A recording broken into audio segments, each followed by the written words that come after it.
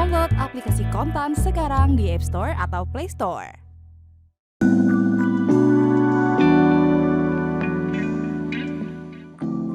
Menteri Keuangan Sri Mulyani Indrawati membuka opsi untuk menambah utang baru apabila defisit anggaran pendapatan dan belanja negara (APBN) 2025 melebar dari yang ditargetkan 2,52% dari produk domestik bruto (PDB).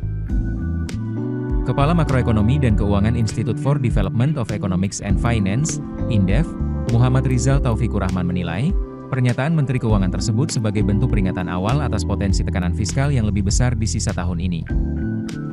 Rizal menyoroti bahwa realisasi belanja negara hingga Mei 2025 baru mencapai Rp1.016,3 triliun atau 28,1% dari target dalam APBN.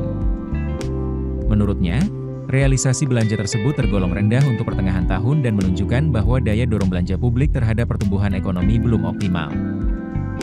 Ia menambahkan, jika di paruh kedua tahun ini belanja dipacu sekaligus untuk mengejar target kampanye Presiden Prabowo seperti makan siang gratis atau program infrastruktur lanjutan, maka risiko lonjakan defisit bisa menjadi nyata, dan disinilah kekhawatiran Menteri Keuangan bermula. Menurutnya, komunikasi fiskal yang dilakukan Menteri Keuangan merupakan bagian dari strategi untuk menciptakan ruang antisipatif menghadapi tekanan pembiayaan ke depan, serta peringatan kepada parlemen dan pasar bahwa fleksibilitas fiskal semakin terbatas.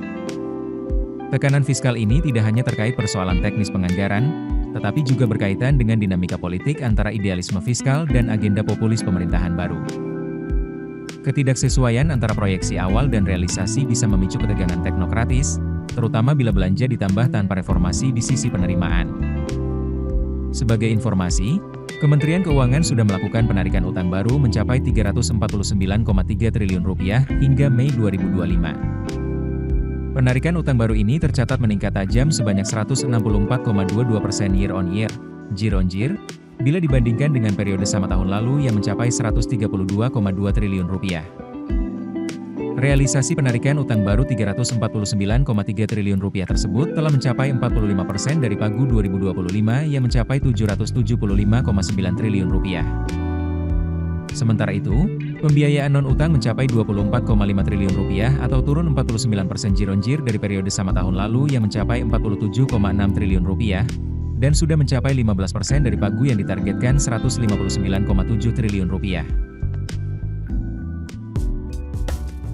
Keputusan bisnis terbaik datang dari data, bukan tebakan. Mudah berlangganan Business Insight dengan subscribe with Google.